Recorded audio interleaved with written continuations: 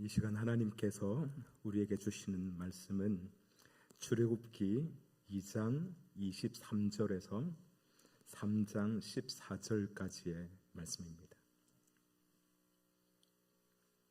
구약 성경 출애굽기 2장 23절에서 3장 14절까지의 말씀입니다. 저와 함께 교독하도록 하겠습니다.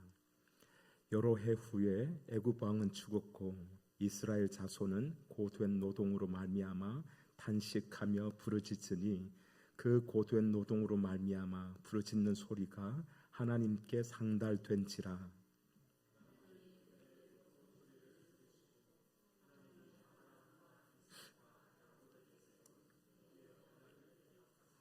하나님이 이스라엘 자손을 돌보셨고 하나님이 그들을 기억하셨더라.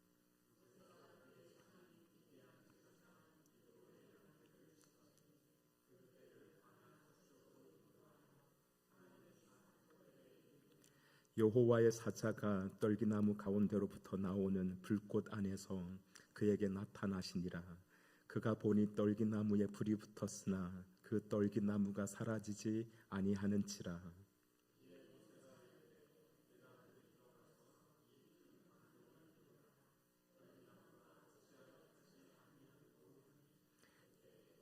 여호와께서 그가 보려고 돌이켜 오는 것을 보신지라. 하나님이 떨기나무 가운데서 그를 불러 이르시되 모세야 모세야 하시매 그가 이르되 내가 여기 있나이다.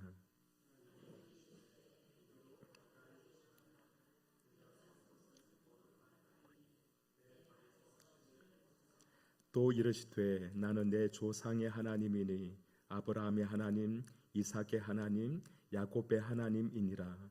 모세가 하나님 배웁기를 두려워하여 얼굴을 가리매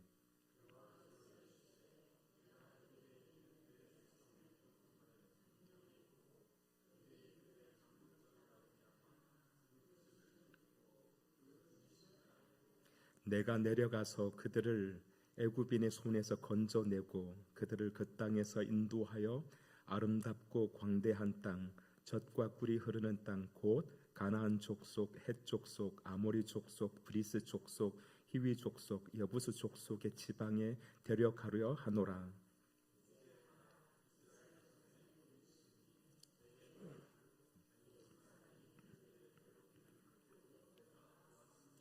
이제 내가 너를 바로에게 보내어 너에게 내 백성 이스라엘 자손을 애굽에서 인도하여 내게 하리라.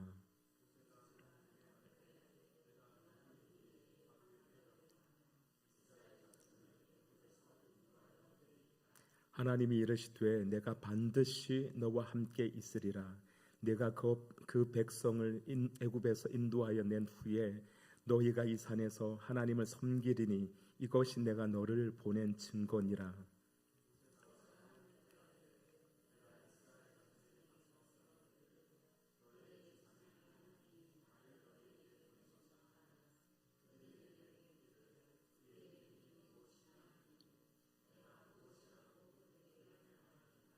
14절입니다. 하나님이 모세에게 이르시되 나는 스스로 있는 자이니라. 또 이르시되 너는 이스라엘 자손에게 이같이 이르기를 스스로 있는 자가 나를 너희에게 보내셨다 하라. 이는 하나님의 말씀입니다. 아멘. 지난 월요일 새벽에 우리 성도님들과 함께 나누었던 부활절 인사가 있습니다. 정교회에서 나누는 인사인데요. 이렇게 되어 있습니다. 크리스토스 아네스티. 이 말은 그리스도께서 부활하셨습니다 입니다. 그러면 회중들이 화답합니다. 알리토스 아네스티. 이 말은 정말 또는 참으로 부활하셨습니다 입니다. 저와 함께 인사를 한번 나눠 볼 텐데요. 제가 그리스도께서 부활하셨습니다 라고 하면 여러분들은 참으로 부활하셨습니다. 그렇게 인사하면 되겠습니다. 그리스도께서 부활하셨습니다. 그리스도께서 부활하셨습니다. 네, 그렇습니다. 우리 예수님은 부활하셨는데요. 벌써 부활절이 지난 지 10일이 되었습니다. 그런데도 제가 이 인사를 월요일에도 하고 오늘 또 하는 이유는 우리가 예수님께서 부활하시고 40일 동안 이 땅에 머무셨습니다. 그렇죠? 그리고는 10일 후에 성령 강림 주일이 있는데 그날까지가 부활의 절기입니다. 그래서 주보를 보시면 지난 주일 주보에 보시면 부활절 두 번째 주일 이렇게 되어 있습니다. 부활절 후 두 번째 주일 이렇게 되어 있지 않고 부활절 두 번째 주일. 돌아오는 주일에는 어떻게 되어 있을까요? 부활절 세 번째 주일. 그렇게 표시하는 이유가 다 있는 겁니다. 그래서 그 기간, 물론 우리에게는 모든 시간이 부활의 시간입니다. 하지만 특별히 성령 강림주일 이전까지는 우리가 부활을 마음속에 새기고 또 그 부활이라는 그 단어를 화두 삼아서 늘 마음속에 새기면 참 좋겠습니다. 그러면서 우리의 삶 가운데서 부활의 삶을 살고자 애쓰고 노력함으로써 우리의 몸을 통해서도 그 하나님의 부활의 영광이, 주님의 부활의 영광이 나타나는 그런 역사가 우리 가운데 있기를 축복합니다. 오늘부터는 가스펠 프로젝트 제2권을 공부하게 되는데요. 이게 무슨 색깔이죠? 개나리 색깔이죠. 이게 어떻게 노란색이에요? 개나리 색깔이죠. 이게 1권입니다. 가스펠 프로젝트 제1권 밑에 보면 위대한 시작이라고 되어 있습니다. 두 번째 책은 그거는 키위 색깔입니다. 이게 제 마음입니다. 키위 색깔인데 제목이 하나님의 구출 계획이라고 되어 있습니다. 이게 두 번째 교재입니다. 이 전체 내용은 출애굽기를 중심으로 해서 레위기를 조금 다루고 그리고 신명기까지의 내용을 다루고 있습니다. 오늘 첫 번째로 살펴볼 일과의 제목은 구속자 하나님이 응답하시다로 되어 있습니다. 주보에 나와 있는 제목이 바로 그 제목입니다. 구속자 하나님이 응답하시다. 신학적 주제는 이렇게 되어 있습니다. 선하고 공의로우신 하나님이 압제받는 자들의 고통을 보시고 구속을 약속하셨습니다. 입니다. 우리 함께 읽어보도록 하겠습니다. 선하고 공의로우신 하나님이 압제받는 자들의 고통을 보시고 구속을 약속하셨습니다. 누구의 고통을 보시고요? 압제받는 자들의 고통을 보시고 그들에게 구속을 약속하셨다 하는 내용입니다. 구속이라고 하니까 교회 다니지 않는 사람은 잡아가는 거 아닌가 이런 느낌이 드는데 이 속한다는 말은 값을 치르고 산다는 그런 의미입니다. 그런 의미의 구속입니다. 지난주에 우리는 요셉의 일생을 통해서 하나님이 요셉을 어떻게 인도하셨고 또 어떻게 하나님께서 언약을 성취하셨는지를 우리는 살펴보았습니다. 요셉은 형들의 시기로 어린 나이에 애굽의 노예로 팔려갔습니다. 바로의 시위대장 보디발의 아내 모함으로 감옥에 갇히기도 했죠. 하지만 하나님은 그 모든 과정을 사용하셔서 요셉을 애굽의 총리가 되게 하셨습니다. 그리고 큰 기근이 왔을 때 하나님은 요셉을 통해서 아버지 야곱과 그의 형제들 그리고 그의 모든 가족들을 애굽으로 내려오게 합니다. 그리고는 고센 땅에 머물게 하죠. 그때 야곱의 가족은 모두 몇 명이었습니까? 성경에 보면 70명이라고 되어 있습니다. 창세기는 그렇게 막을 내리게 되는데 그 마지막은 요셉의 죽음으로 끝을 맺습니다. 그리고는 이제 출애굽기가 시작되는데요. 창세기와 출애굽기 사이의 시간은 무려 350년 정도입니다. 350년 정도가 됩니다.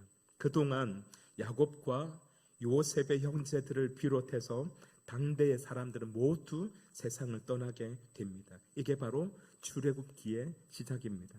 출애굽기 1장 6절 말씀입니다. 요셉과 그의 모든 형제와 그 시대의 사람은 다 죽었고 라고 되어 있습니다. 하지만 성경은 바로 다음 절에 놀라운 사실을 전해줍니다. 출애굽기 1장 7절입니다. 이스라엘 자손은 생육하고 불어나 번성하고 매우 강하여 온 땅에 가득하게 되었더라.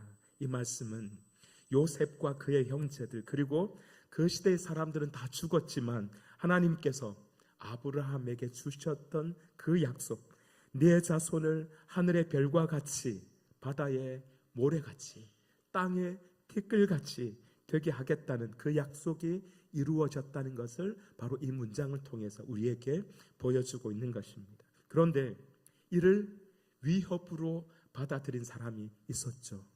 그가 바로 애굽의 바로입니다.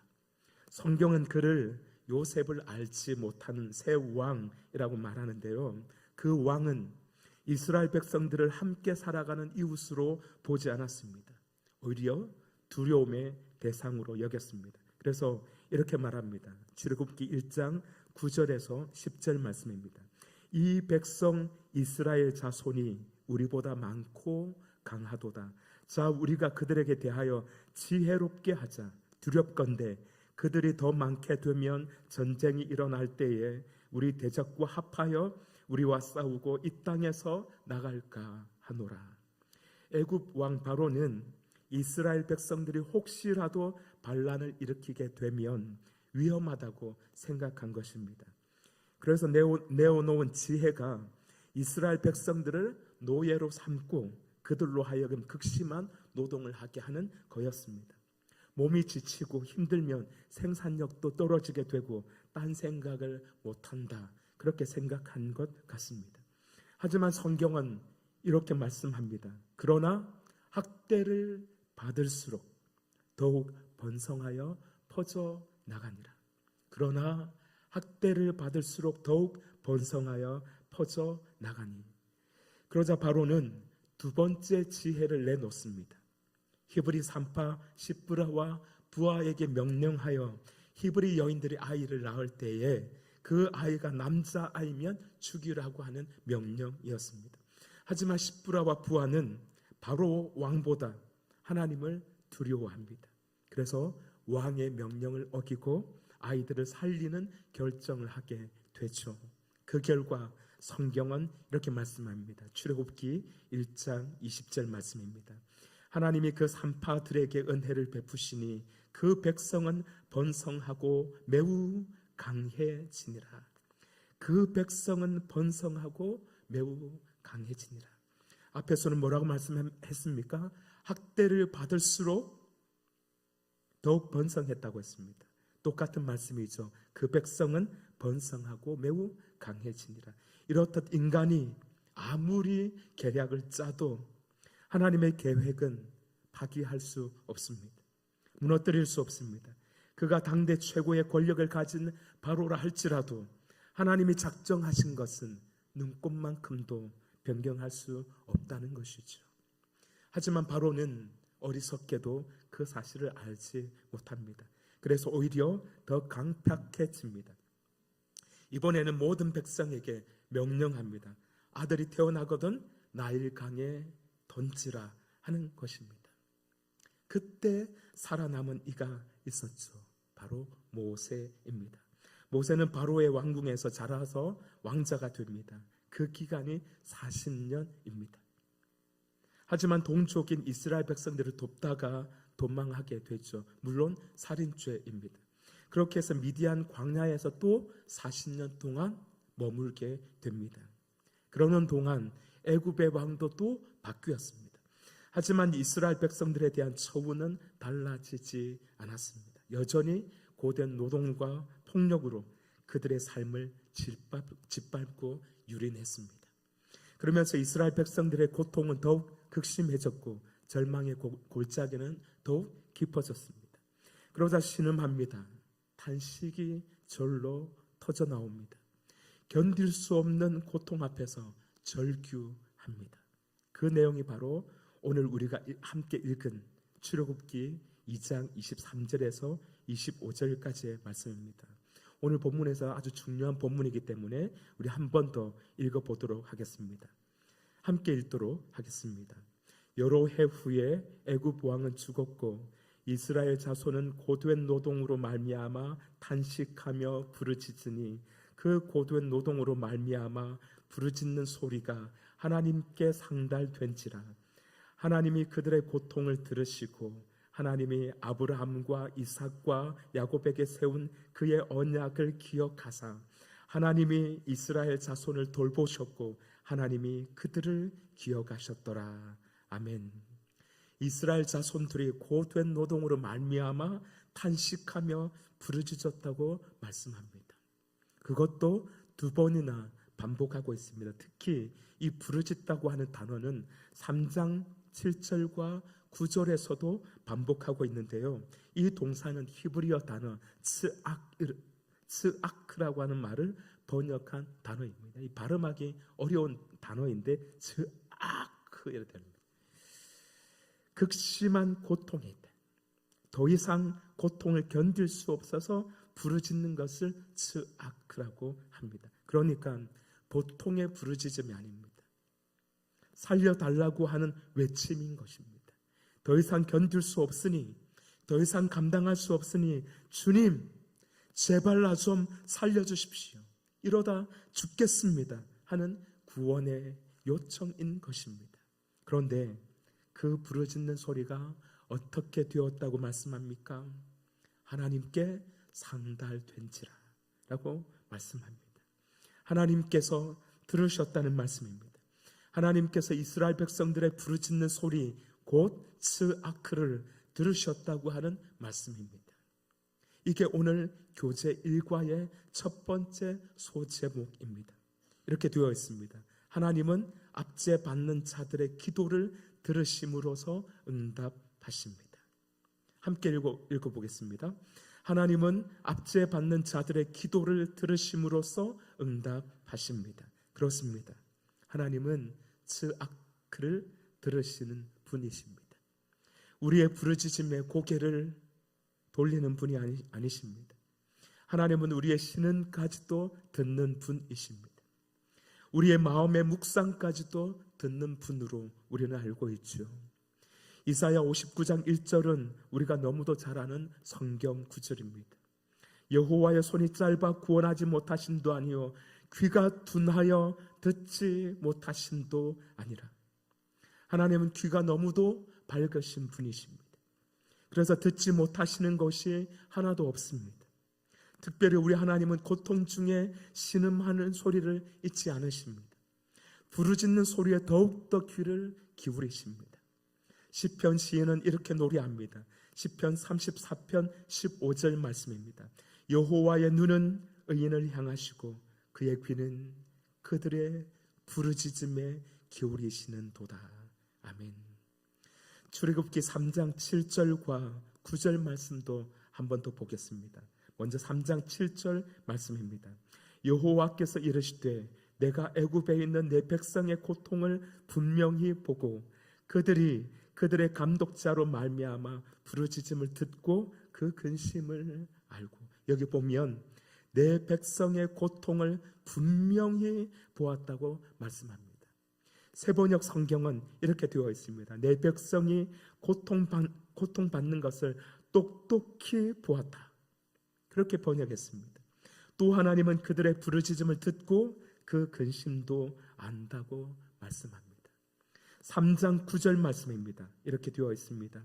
이제 가라 이스라엘 자손의 부르짖음이 내게 달하고 애굽 사람이 그들을 괴롭히는 학대도 내가 보았으니. 여기서는 애굽 사람이 학대하는 것도 보았다. 그렇게 말씀합니다. 사랑하는 여러분, 여러분 안에 신음이 있으십니까? 하나님은 들으십니다. 부르짖음이 있으십니까? 하나님은 들으십니다. 세상 일로 고통 중에 있습니까? 하나님은 알고 계십니다. 억울한 일로 괴롭습니까? 하나님은 다 보고 계십니다. 하지만 그것으로는 불충분합니다. 우리의 신음을 듣고 우리의 고통을 보고 우리의 사정을 알고 계신 하나님은 일하십니다. 행동하십니다. 그 대표적인 것이 바로 사람을 세우고 보내시는 것입니다. 이스라엘 백성들에게는 누구를 보내셨습니까? 바로 모세입니다. 출애굽기 2장 23절 이하에서 하나님은 이스라엘 백성들의 부르짖는 소리를 들으셨다고 말씀합니다. 그리고 그 부르짖는 소리를 들으시고 아브라함과 이삭과 야곱에게 세운 언약을 기억하셨다고 말씀합니다. 그런 다음 이어지는 내용이 무엇입니까? 하나님께서 모세를 부르시는 장면입니다. 하나님의 산 호렙에서 떨기나무 불꽃 가운데서 나타나시어 모세를 만나시는 이야기입니다. 그것이 우리가 읽은 3장 1절에서 14절까지의 내용입니다. 그때 모세에게 하신 말씀이 무엇입니까? 애굽에 있는 내 백성의 고통을 내가 보고 들었다는 것입니다. 그러면서 내가 내려가서 내 백성을 애굽인의 손에서 건져내고 그들을 약속의 땅으로 인도해 가겠다는 것이 그 말씀의 요지입니다. 그러면서 모세에게 말씀합니다. 3장 10절입니다. 이제 내가 너를 바로에게 보내어 너로 내 백성 이스라엘 자손을 애굽에서 인도하여 내게 하리라. 그렇습니다. 구속자 하나님은 응답하십니다. 우리의 부르짖음을 들으시고 우리의 고통을 보시고 우리의 억울함을 아시는 것으로 응답하십니다. 하지만 하나님의 응답은 거기에 머물지 않습니다. 하나님은 우리를 건지시기 위해 일하십니다. 열심으로 행동하십니다. 심지어 우리가 자는 중에도 가만히 계시지 않습니다. 하나님은 졸지도 않으시고 주무시지도 않으시며 일하십니다. 이것이 바로 하나님의 열심이십니다. 특별히 하나님은 사람을 세우십니다. 사람을 보내어 주십니다. 오늘 이스라엘 백성들에게 모세를 보낸 것처럼 말입니다. 혹시 여러분의 기도 응답으로, 여러분의 부르짖음에 대한 응답으로 하나님은 지금 어떤 일을 하고 계실까요? 하나님께서 여러분에게 보내신 사람은 누구일까요? 사실 그것을 알기란 쉽지 않습니다. 하지만 분명한 것은 있습니다. 하나님께서는 지금도 일하고 계신다고 하는 사실입니다. 지금도 사람을 준비시키고 보내신다고 하는 사실입니다. 그 사실을 믿고 어떠한 시련과 고통 가운데서도 일어설 수 있는, 어떠한 어려움 가운데서도 이겨낼 수 있는 믿음의 사람이 되기를 간절히 바랍니다. 한 가지 덧붙이고 싶은 것은 작년 1월 어느 새벽 기도회 때 들려드렸던 기도문인데요. 영국 감리교회 공동 예식서에 나오는 아침 기도문입니다.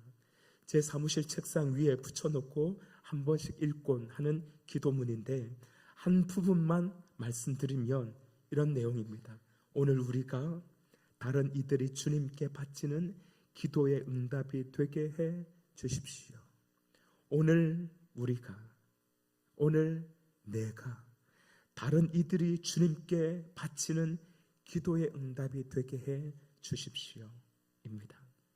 내가 다른 이가 드리는 기도의 응답이 되게 해달라고 하는 기도인 것이죠. 사랑하는 여러분, 이 기도처럼 우리 한 사람이 오늘도 부르짖으며 기도하는 누군가의 기도의 응답이 되기를 축복합니다. 우리의 언어가, 우리의 관계가, 우리의 삶이 누군가에게는 기도의 응답이 될 수 있다는 것을 믿고 하나님의 말씀 가운데 진리로 살아가는 그런 복된 삶이 되기를 축복합니다. 오늘 두 번째 소제목은 하나님은 자신을 계시함으로써 응답하십니다 입니다. 한번 같이 읽겠습니다. 하나님은 자신을 계시함으로써 응답하십니다. 첫 번째 기억하십니까? 압제당하는 자들을 기도를 들으심으로써 응답하십니다. 맞는지 모르겠어요. 네, 정확한 워딩은 아닐 수 있습니다. 내용은 그것입니다. 두 번째는 하나님은 자신을 계시함으로써 응답하십니다 입니다. 하나님이 호렙산 떨기나무 불꽃 가운데서 모세를 부르셨습니다. 그러면서 말씀하시죠. 모세야, 내가 이스라엘 백성들이 부르짖는 소리를 다 들었다. 그들의 고통을 내가 분명히 보았다. 그들이 얼마나 힘겨운 인생을 살고 있는지도 다 알고 있다. 그래서 이제 내가 내려가서 내 백성을 건져내려고 하는데, 그런데 내가 이 일을 내게 맡긴다. 내가 나의 손과 발이 되어 주었으면 좋겠다 하는 내용입니다. 하지만 모세는 선뜻 하나님의 부르심에 예스라고 말하지 못합니다. 이것은 누구라도 마찬가지일 것입니다. 왜냐하면 그 부르심은 거룩하신 하나님의 부르심이기 때문입니다. 6절에 보면 모세가 하나님의 음성을 듣고 어떤 행동을 취했는지 기록하고 있는데요, 이렇게 되어 있습니다. 하나님 배웁기를 두려워하여 얼굴을 가리매 라고 말씀하고 있습니다. 이것은 당연한 반응입니다. 이사야 선지자는 성전에 임재하신 하나님을 뵙자마자 이렇게 말합니다. 화로다 나여 망하게 되었도다. 나는 입술이 부정한 사람이요 라고 했습니다. 거룩하신 하나님을 만나게 되면 이런 고백을 할 수밖에 없습니다. 베드로는 예수님의 신성을 느끼고 이렇게 고백했죠. 주여 나를 떠나소서, 나는 죄인이로소이다 라고 말했죠. 이는 모두 하나님의 거룩하심을 목도했을 때 나타나는 반응들입니다. 그러니 모세가 하나님의 부르심에 선뜻 대답하지 못한 것은 당연한 것이죠.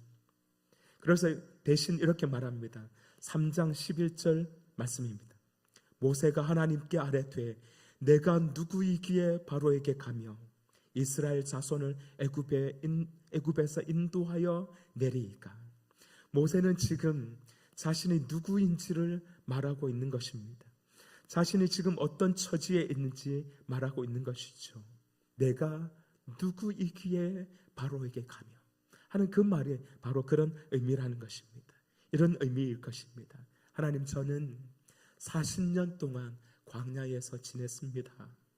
국제 정세가 어떻게 돌아가는지 전혀 알지 못합니다. 지금 세상 일은 전혀 알지 못한다는 것이죠. 더군다나 이제 저는 아무 힘도 없습니다. 이집트 왕자가 아닙니다. 미천한 양치기에 불과합니다. 그런 제가 어떻게 제국의 권력자에게 가서 노예들을 풀어달라고 말할 수 있겠습니까? 라고 말이죠. 하지만 하나님은 모세의 이 두려움과 걱정을 알고 있었습니다. 그래서 말씀하십니다. 내가 반드시 너와 함께 있으리라. 그것은 하나님의 임재의 약속입니다. 동행하겠다고 하는 약속입니다. 쫄지 말라는 것이죠. 그가 누구이든 그가 바로라고 할지라도 두려워하지 말라고 하는 말씀인 것입니다. 그러자 이번에는 모세가 하나님의 이름을 물어봅니다. 사람들이 누가 나를 보냈느냐고 물으면 나는 누가 보냈다고 말해야 합니까? 라는 내용입니다. 너를 보낸 이의 이름이 무엇이냐고 사람들이 물으면 나는 누가 보냈다고 말해야 합니까? 라는 것이죠. 여기서 이름이라고 하는 것은 단순히 명칭이 아니라고 말씀드린 적이 있습니다. 그것은 정체성을 가리키고 권위와 그리고 존재 자체를 나타내는 것입니다. 모세는 지금 자신에게 나타나신 분이 누구인지 분명히 알고 싶은 것입니다. 그때 하나님께서 대답하시죠. 너무도 잘 알고 있는 내용입니다. 나는 스스로 있는 자이니라. 나는 스스로 있는 자이니라. 너는 이스라엘 백성에게 가서 스스로 있는 자가 나를 너희에게 보내었다 하라. 그렇게 말씀해 주었습니다. 여기서 스스로 있는 자라고 하는 말은 상당히 어려운 말입니다. 영어로는 I am that I am 또는 I am who I am 이라고 번역을 했습니다. 나는 나다라고 하는 말인 것이죠. 새번역 성경도 공동번역 성경도 똑같이 번역을 했습니다. 나는 곧 나다라고 말이죠.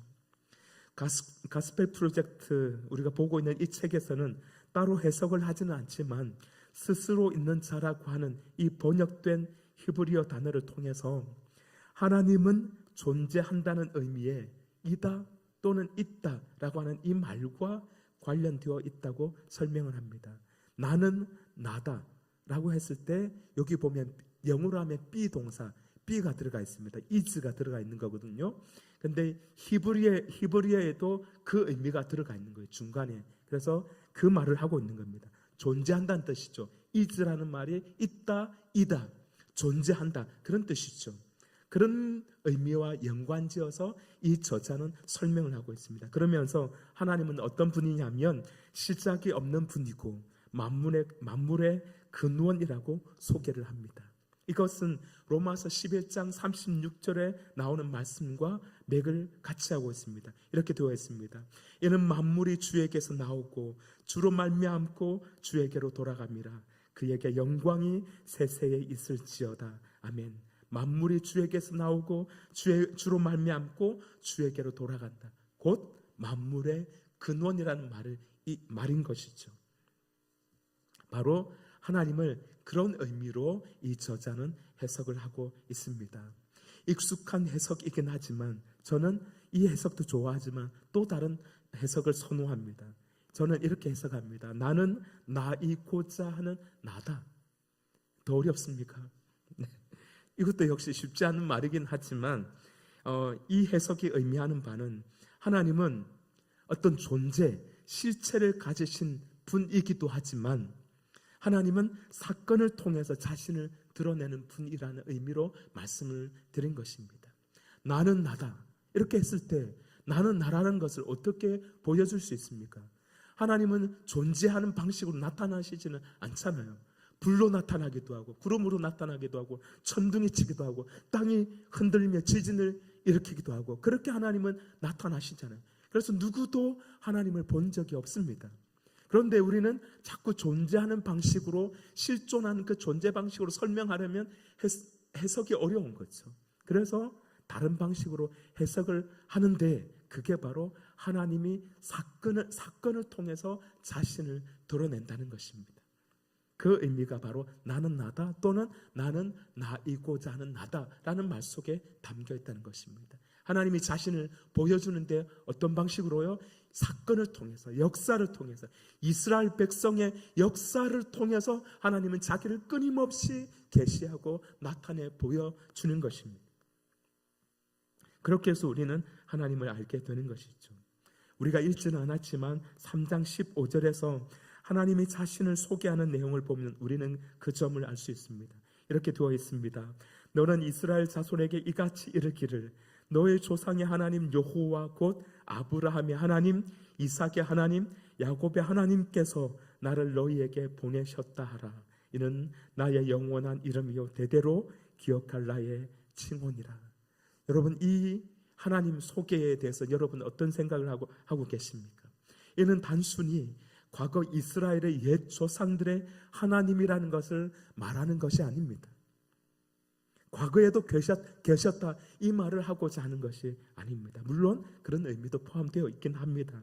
하지만 저는 이렇게 봅니다. 하나님께서 그들에게 나타나셨고 그들을 부르셨고 그들과 함께하며 일하셨고 그들의 삶에 역사했던 하나님이라는 것을 말씀하고 있는 것입니다.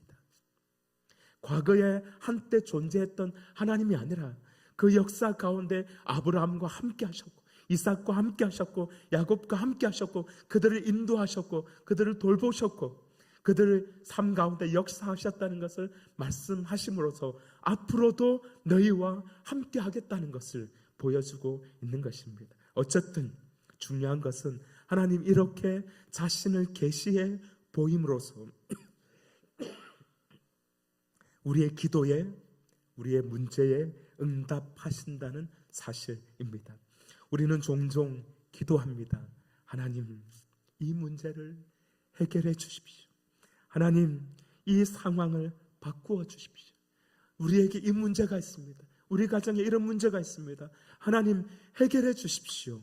라고 말이죠. 하지만 하나님은 때때로 우리의 문제를 직접적으로 해결해 주신 것으로 응답하지 않으십니다. 그렇게 응답하시지 않을 때가 참 많습니다. 대신 하나님 자신을 보여주곤 하십니다.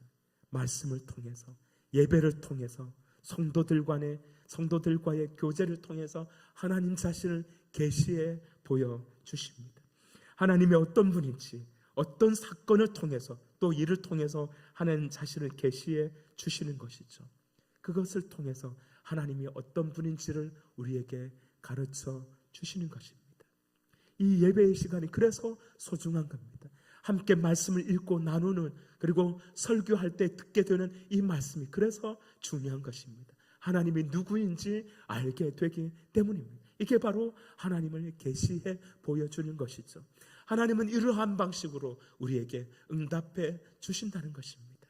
직접 문제를 해결해 주시기도 하지만 하나님은 자신을 계시하고 소개해 주심으로써, 자신의 성품을 나타내 보여주심으로써, 하나님은 이런 분이구나, 우리에게 그 믿음을 허락해 주시고, 우리가 가지고 있는 문제들을, 그 상황들 우리가 이겨낼 수 있도록 하나님은 우리를 이끌어 주시는 것이죠. 이런 방식으로 하나님은 우리의 문제에 응답해 주시는 것입니다. 욥을 생각해 보십시오. 그는 고난 가운데 많은 것을 잃었습니다. 재산도 잃고 자녀도 잃고 건강도 잃었습니다. 아니, 모든 것을 잃었다고 보면 되겠습니다. 그래서 하나님께 얼마나 질문을 던집니까? 고통 중에서 질문합니다. 하나님, 이유가 무엇입니까? 내가 왜 이런 고통 가운데 있어야 합니까? 친구들과도 이 문제로 계속해서 논쟁을 합니다. 그러나 하나님은 대답해 주시지 않았습니다. 그 문제를 해결해 주시지 않았습니다. 나중에 후반부에 가면 하나님께서 어떻게 하십니까? 자기가 누구인지 들려주십니다. 자기가 어떤 하나님인지 보여주십니다. 그러자 욥이 뭐라고 고백합니까? 내가 주께 대하여 귀로 듣기만 하였사오나 이제는 눈으로 주를 배웠나이다. 아무런 문제가 해결되지 않았습니다. 하지만 요셉은 응답받게 된 것입니다. 하나님을 확신하게 되는 것이죠. 그래서 그는 염려하지 않습니다. 새로운 존재로 거듭나게 되는 것이죠. 이게 바로 하나님께서 우리에게 자신을 계시함으로써 응답하시는 방법입니다. 하나님은 자기 자신을 주신 것입니다. 더 큰 것으로 응답해 주신 것이라고 우리는 그렇게 고백할 수 있겠습니다. 마지막 내용은 하나님은 구속을 약속하심으로써 응답하십니다 라고 되어 있습니다. 하나님은 구속을 약속하심으로써 응답하십니다. 오늘 우리가 읽지는 않았지만 그 이후의 내용을 보면 앞으로 이스라엘 백성들이 어떻게 될지를 보여주십니다. 가르쳐 주십니다. 그 내용 중에 하나가 바로 3장 19절에 나오는 내용인데요. 내가 아노니 강한 손으로 치기 전에는 애굽 왕이 너희가 가도록 허락하지 아니하다가 20절입니다. 내가 내 손을 들어 애굽 중에 여러 가지 이적으로 그 나라를 친 후에야 그가 너희를 보내리라. 여러 과정을 거쳐야만 합니다. 바로는 강팍해져 있기 때문에 쉽게 내보내지 않을 것입니다. 그러나 하나님은 구속을 약속해 주셨습니다. 그리고 이 약속대로 구속하실 것입니다. 이를 통해서 하나님은 우리에게 응답해 주십니다. 하나님은 즉각적으로 우리의 문제에 대해서, 우리의 기도에 대해서 응답해 주실 때도 많이 있습니다.